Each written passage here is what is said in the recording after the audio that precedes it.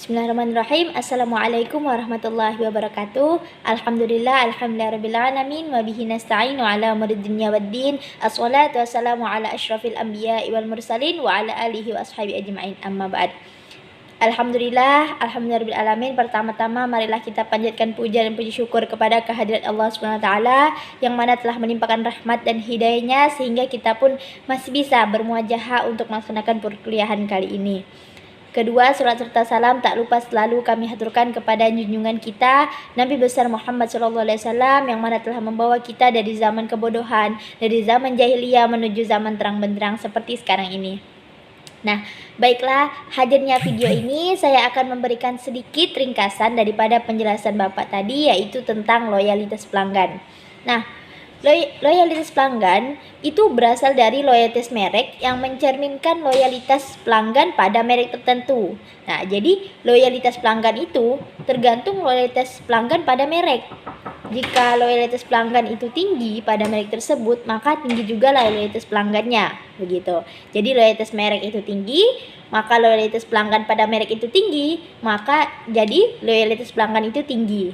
Berarti tergantung dari loyalitas mereknya. Nah, kemudian dalam konteks pemasaran jasa, ini didefinisikan sebagai respon yang terkait erat dengan ikrar untuk memegang teguh komitmen yang mendasari komitmen relasi dan biasanya tercermin dalam pembelian berkelanjutan dari penyedia jasa yang sama atas dasar dedikasi maupun kendala pragmatis gitu. Itu dalam konteks pemasaran jasanya. Nah, kemudian ada beberapa tepatnya 3 untuk model loyalitas pelanggan sendiri. Nah, yang pertama yaitu memandang loyalitas sebagai sikap yang kadang-kadang mengarah relasi dengan merek. Nah, seperti yang kita katakan di awal tadi, loyalitas pelanggan memang memandang pada merek. Dalam artian memang semakin tinggi loyalitas merek tersebut, maka semakin tinggi juga loyalitas pelanggannya, begitu. Yang kedua, mendasarkan loyalitas lebih pada pola pembelian masa lalu dibandingkan motivasi atau konsumen terhadap merek. Nah, loyalitas juga bisa jika semisal hari ini pun belum ada perkembangan untuk merek-merek terbaru, untuk desain-desain terbaru, lebih tepatnya merek ya.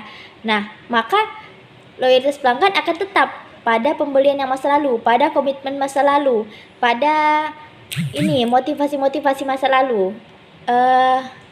Ide-ide untuk pembelian masa lalu. Loyalitas pelanggan tetap berpacu pada itu jika memang belum ada ini desain-desain terbaru atau merek-merek terbaru yang memang desainnya bisa lebih kreatif, lebih inovatif daripada desain yang masa lalu, begitu. Yang ketiga, ancaman kontingensi yang beranggapan bahwa konseptualisasi untuk loyalitas. Nah, ini juga melihat dari situasi pembelian dan bermacam variasi. Sebenarnya 3 ini berkaitan juga. Yang ketiga itu lebih tepatnya melihat situasi. Nah, bagaimana banyaknya sekarang ini lagi trennya apa begitu. Misalnya sekarang kan memang lagi trennya berhijab, lagi trennya ya model-model hijab, lagi trennya pakai kardigan, pakai rompi gitu. Nah, maka loyalitas pelanggan pun akan lebih mayoritas ke merek tersebut begitu. Karena situasi pembeliannya memang seperti itu dan bermacam variasi. Begitu juga variasi bagaimana style yang sekarang, otomatis orang-orang akan berfashion bagaimana orang banyaknya sekarang gitu. Mayoritasnya sekarang. Nah, ini pun akan berdampak daripada sikap dan perilaku pembelian ulang sama-sama lemah. Nah, jika sikap dan perilaku pembelian yang berulang kali itu sama-sama lemah, maka loyalitas tidak akan terbentuk. Jadi sikap dan perilaku awal itu berulang kali dilakukan tapi tetap sama-sama lemah. Nah, ini tidak akan terbentuk loyalitas. Beda dengan yang memang sikap dan perilaku di awal memang lemah, dia buat mereknya lemah, orang pun kurang memakai fashionnya, tapi kemudian kelanjutannya dia lebih gigi lagi, lebih banyak, jadi banyak yang pakai fashionnya, maka di situ loyalitas bisa terbentuk. Loyalitas bisa terpacu pada merek tersebut, begitu. Nah, penyebab daripada loyalitas tidak terbentuk ini diantaranya tidak berhasil mengkomunikasikan keunggulan produk, salah satunya. Nah, yang kedua, jadi para pemegang merek, para marketing itu tidak berhasil.